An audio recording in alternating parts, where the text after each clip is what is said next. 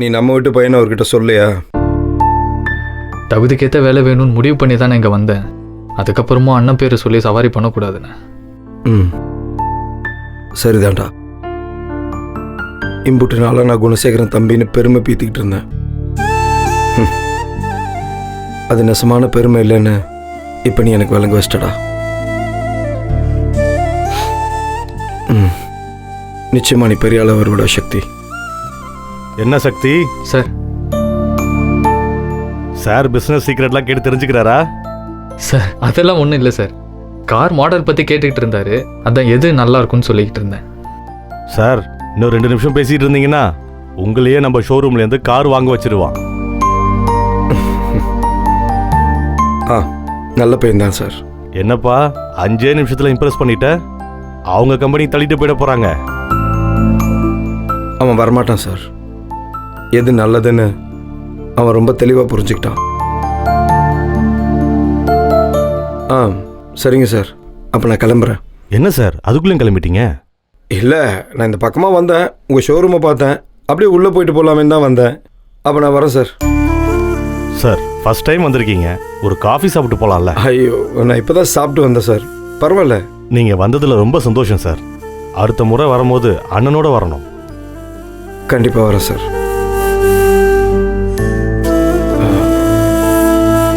நான் வரேன் தம்பி. Okay sir. Okay.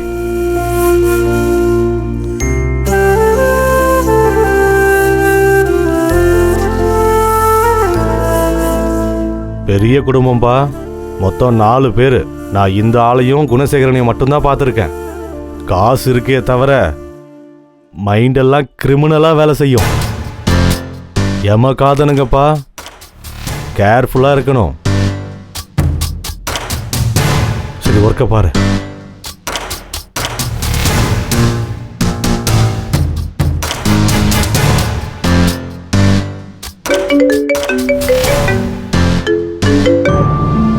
Madam sorry madam, நான் 2 மினிட்ஸ் இப்போ சென்ட் பண்ணிடுறேன் மேடம். ஆமாம் மேடம், இதோ நான் இப்போ நான் சென்ட் பண்ணிடுறேன் மேடம். உங்கள் ஃபோன் செக் பண்ணுங்க.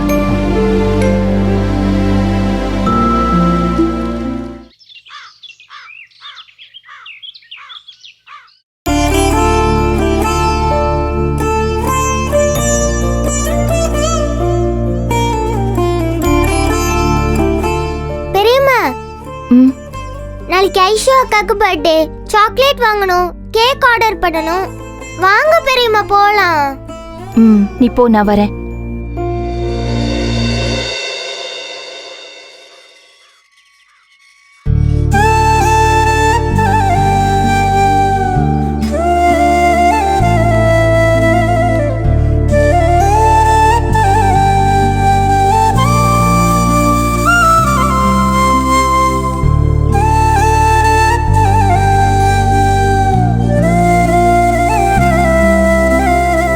என் தம்பின்னு சொல்லிக்கிட்டு கலர் கலராக சட்டையை போட்டுக்கிட்டு மீசை முறிக்கிட்டு தெரியுற. வேற என்ன வேணா தெரியும் உனக்கு? நீ நல்லா திங்கிற, தின்னு உடம்பு ஏற்றி வச்சிருக்க. ஆனா உனக்குன்னு சுய புத்தி கிடையாது. ஏய், என்னை ஏற்று பேசுறதுக்கு என் முன்னாடி நிக்கிறதுக்கெல்லாம் ஒரு தகுதி வேணும்டா. அந்த தகுதியெல்லாம் சுத்தமா கிடையாது உனக்கு. அப்பா, எனக்கு காசு சொத்தெல்லாம் வேண்டாம்ப்பா. நீங்க என்ன மட்டும் போதும்ப்பா.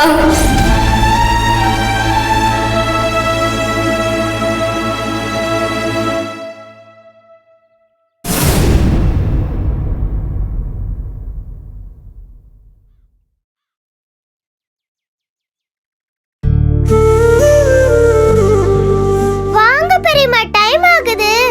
நீ போ கண்ணு, வரேன், போ. ஐயோ,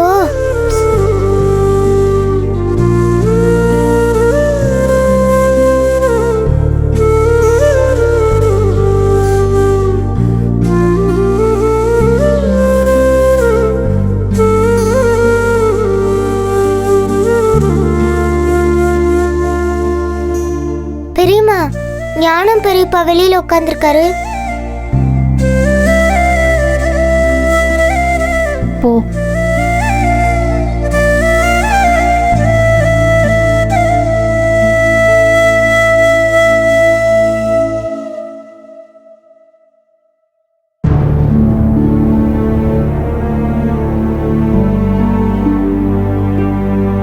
வந்துட்டியலா?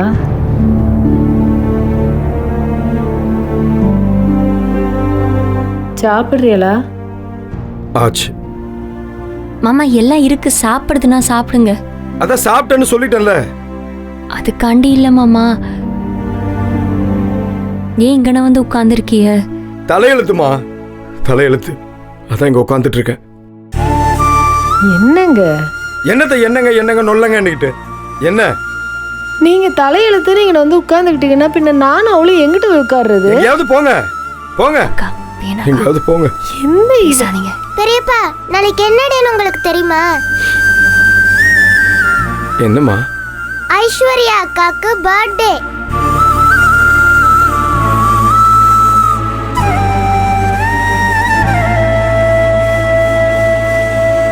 இன்னைக்கு நைட் 12 o'clock கேக் கட்டிங்லாம் இருக்குல்ல, அதுக்காக நாங்க எவ்வளவு பிளான் பண்ணி வச்சிருக்கோம் தெரியுமா?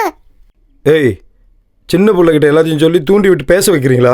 ஐயா நாங்க எதுவும் சொல்லலைங்க, பிள்ளைங்க அவளுக்கு தான் பேசிக்கிட்டு இருந்தாங்க. அதையும் நான் அதுவும் வேணான்னு தாங்க சொன்னேன். என்ன வேணான்னு சொன்னேன், நோனான்னு சொன்னேன். அதான் பசங்க கிட்ட சொல்லி கேட்க வைக்கிறல்ல. சத்தியமா நான் வாய் மூடு சும்மாரி, சும்மா பேசிட்டு. விடுங்க, எதுவும் பேச்சு கொடுக்காதீங்க. இந்த ரைஷு இதெல்லாம் செய்யறதுக்கு உங்க அப்பனுக்கு வக்கு இல்லை, சரியா?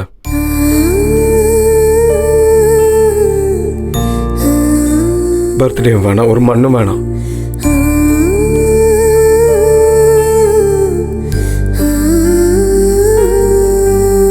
இங்க பார், அப்பா ஏதோ கோவத்துல பேசுறாரு, சரியா? எதுவும் நினைச்செல்லாம் பேசல. நீ எதுவும் யோசிக்காத, உனக்கு புரியும்ல? சரி சித்தி. அக்கா என்னக்கா நீங்க அழுதுகிட்டு இருக்கீங்க? உங்களுக்குமா புரியாம இருக்கு? புரியாம இல்லம்மா, இந்த பிள்ளைங்க என்ன பேசி பேசிட்டு போறாங்க. அழாதீங்க பெரியப்பா. என்ன 10 ரூபாய்க்கு சாக்லேட் வாங்கி கொடுக்க கூட வக்கலாமே அழாதீங்க பெரியப்பா. ஐயோ அக்கா, அவர் வேற ஏதோ கோவத்துல இருக்காருக்கா. அப்படியே உயிரை விடுறதுக்கு ரெடியா போய் நிக்கிறாரு. உங்களுக்கே தெரியுதுல்ல அவர் அந்த கோவத்துல தான் இருக்காருன்னு. அக்கா அவரோட இயலாமைய கோவமா காமிச்சிட்டு போறாருக்கா.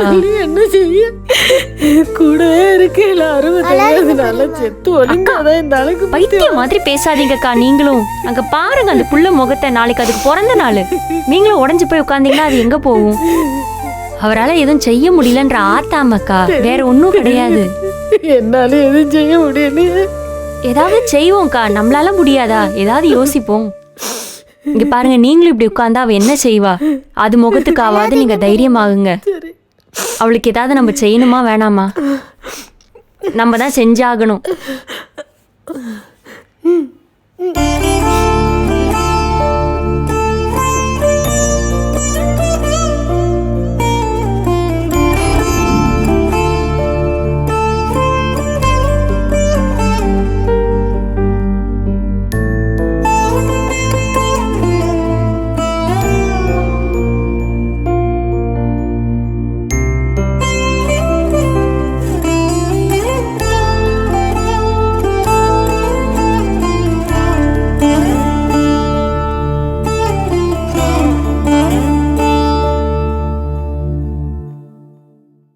அக்கா, ஏன் ஐஸ்வர்யா பர்த்டேவை கொண்டாடக்கூடாது? இந்த வீட்ல பெரியவங்க போடுற சண்டை இல்ல, ஏன் குழந்தைங்களை இன்வால்வ் பண்றீங்க? அவங்க என்ன பண்ணாங்க? இந்த வீட்டுல பிறந்துருச்சுல, அதுவும் பொம்பளை பிள்ளையா பிறந்துருச்சுல, அனுபவிச்சுதானே ஆகணும். அக்கா, அவங்க அப்படி பேசுறதே என்னால அக்செப்ட் பண்ணிக்க முடியலக்கா. நீங்க இதெல்லாம் பேசுறத கேட்டா எனக்கு கோவம் வருது. இப்ப என்ன செய்ய சொல்ற ஜனனி?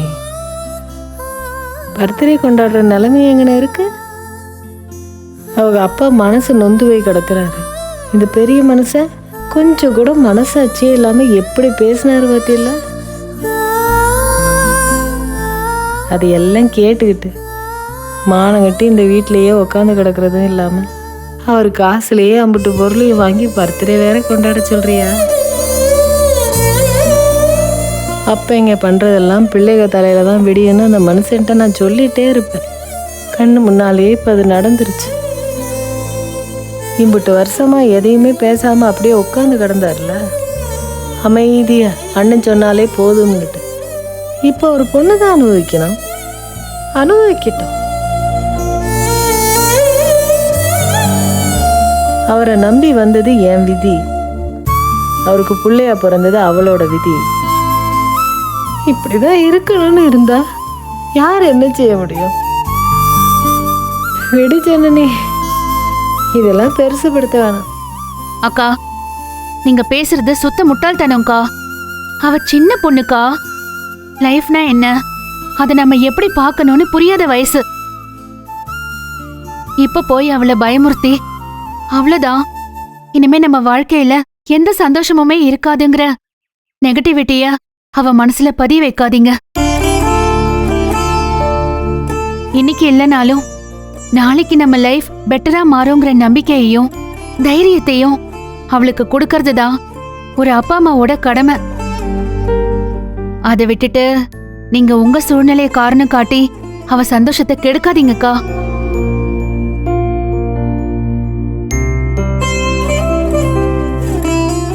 ஞானம் அம்மா உடைஞ்சு போனப்போ அவ என்ன சொன்னான்னு உங்களுக்கு தெரியும்ல. அப்பா, நான் பெரியவளா வளர்ந்து உங்களை ராஜா மாதிரி பாத்துக்கிறேன், நீங்க தைரியமா இருங்கன்னு பாசிட்டிவா பேசினா. அந்த அளவுக்கு மெச்சூரிட்டி இருக்கிற பொண்ண நீங்க உங்க நெகட்டிவிட்டிக்குள்ள இழுக்காதீங்கக்கா.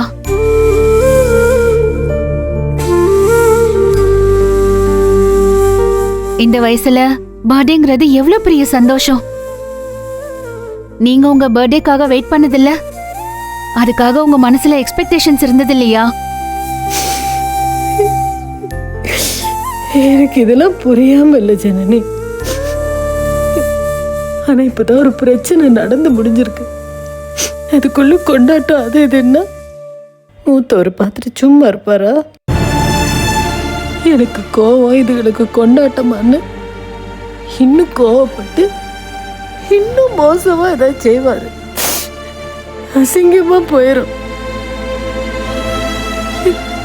இன்னொரு அசிங்கத்தை தாங்குற அளவுக்கெல்லாம் எங்களுக்கு சக்தி இல்லை.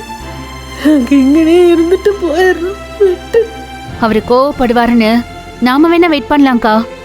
ஆனா பர்த்டே வெயிட் பண்ணாது, அது வந்துட்டு போயிடும். அவரு கோவப்பட்டு அப்படி என்ன செஞ்சிருவாருன்னு பாத்துடலாம்க்கா. இங்க யார் கோவத்துக்காகவும் குழந்தைங்க மனசு பாதிக்கிறத நான் அக்செப்ட் பண்ணிக்க மாட்டேன்க்கா. இங்க இருக்கிற சூழ்நிலையால சங்கடப்பட்டு இருக்கிற ஐஸ்வர்யாக்கு இந்த பர்த்டே செலிப்ரேஷன் ஒரு சின்ன ரிலீஃபாவும் ஆறுதலாவும் இருக்கும். இது ஜஸ்ட் பர்த்டே மட்டும் இல்லக்கா, அவளுக்காக அவளோட லைஃப் நல்லா இருக்கணும்னு நாங்க எல்லாரும் இருக்கோங்கிற நம்பிக்கைய அவளுக்கு கொடுக்கற செலிப்ரேஷனா இருக்கோம்னு நினைக்கிறேன். இந்த சூழல்ல அவளுக்கு இது நிச்சயம் தேவைக்கா. உங்களை நான் எதுவும் செய்ய சொல்லல, எல்லாத்தையும் நான் பாத்துக்கிறேன். அவளோட அம்மாவா வந்து மட்டும் நீங்க நில்லுங்க, அது போதும். ம்.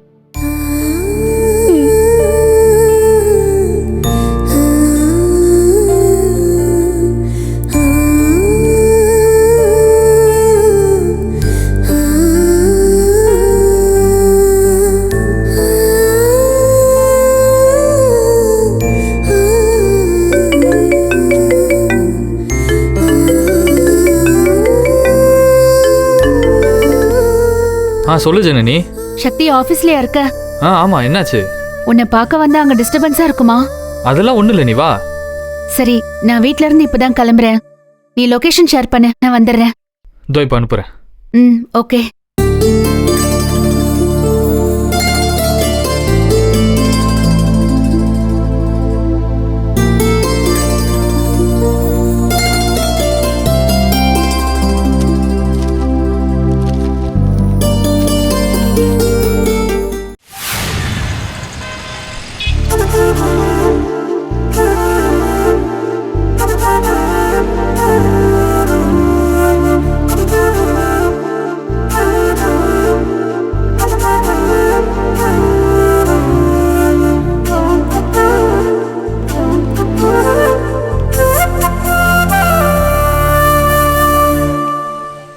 சாரி ஜனனி, கொஞ்சம் லேட் ஆயிடுச்சு.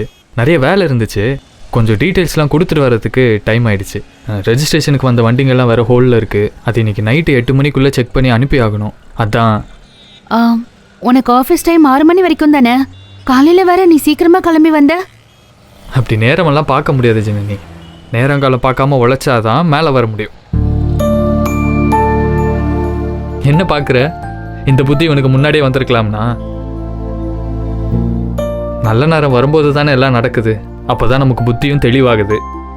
அந்த நல்ல நேரத்தை நம்மளுக்கு காட்ட கடவுள் ஒரு தேவதையை அனுப்பி வைக்கிறாரு. அதுக்கு முன்னாடி வரைக்கும் நம்மளுக்கு தெரியறதே இல்லை. யார் அந்த தேவதை? நீ தான் ஜனனி. அப்புறம் ஏன் தேவதையை அடிச்சு அனுப்புனீங்க சக்தி?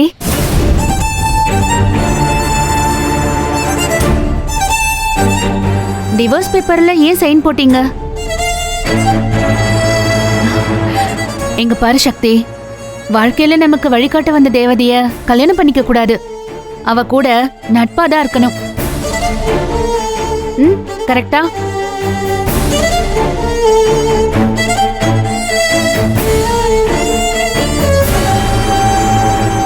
சாரி ஜனனி.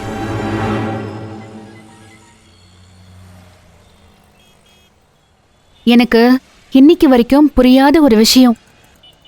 நேத்து வரைக்கும் நம்மள நிறைய நேசிச்ச ஒருத்தவங்கள இன்னைக்கு எப்படி ரோட்ல தூக்கி எறிய முடியும்? அத ஒரு ஆண் செஞ்சாலும் தப்பு, பெண் செஞ்சாலும் தப்பு. தப்புங்கிறத தாண்டி அது ஒரு கொடூரம். அதுக்கப்புறம் என்னதான் ஒருத்தர் உணர்ந்தாலும் மன்னிப்பு கேட்டாலும் அந்த காயம் ஆறாது, உள்ள உறுத்திக்கிட்டே தான் இருக்கும்.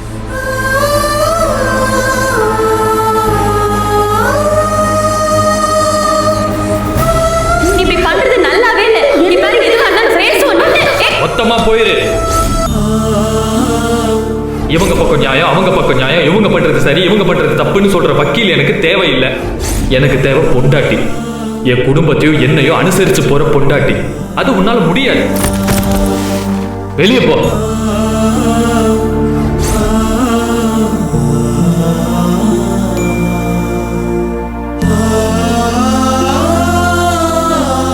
சரி, போலாம் வா.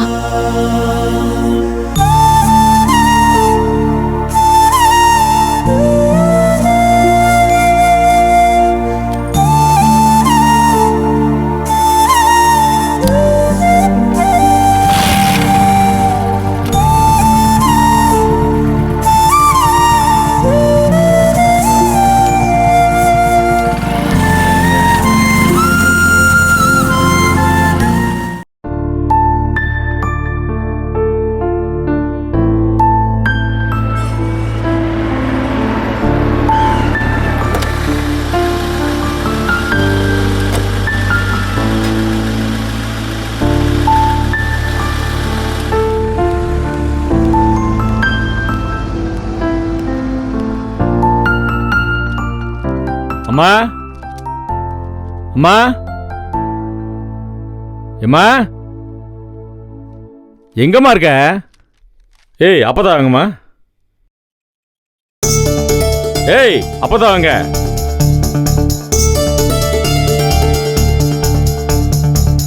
அத்தை வீட்டில் இல்லை. வீட்டில் இல்லையா? கோயிலுக்கு போயிருக்க? இல்லை, அவங்க தம்பி வீட்டுக்கு போய் இருந்துட்டு 2 நாள் சென்று வரேன்னு சொல்லியிருக்காங்க. தம்பி வீட்டுக்கு போயிருக்கா? அங்கே எதுக்கு போச்சு? யார்ட்டையும் சொல்லாமல் போகிறதுக்கு அப்படி என்ன அவசரம்? அது எனக்கு தெரியல, சொல்ல சொன்னாவே சொன்னேன். ஏய், இருமா. எங்கே போகிற? பக்கத்தில் வாமா. வாமாங்க.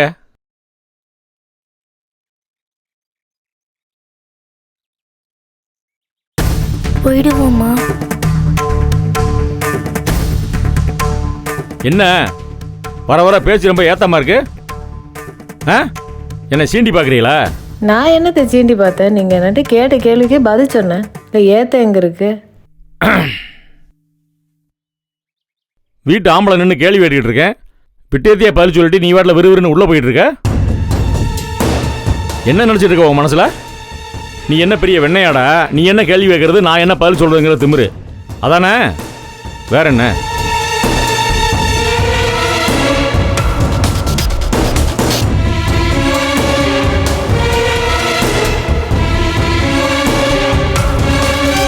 எல்லாரும் ரொம்ப தான் துள்ளிட்டு தெரியுறியே. தினமும் பார்த்துட்டு தான் இருக்கேன். பார்த்து அளவோட துள்ளுங்க, அதான் குடும்பத்துக்கு நல்லது. வீட்டு பொம்பளையா லட்சணமா பொறுப்போட நடந்துக்குங்க.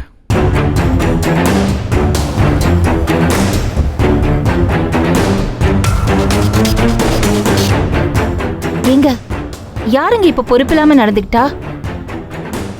ஏங்க இப்படி சம்மந்தமே இல்லாம பேசுறீங்க?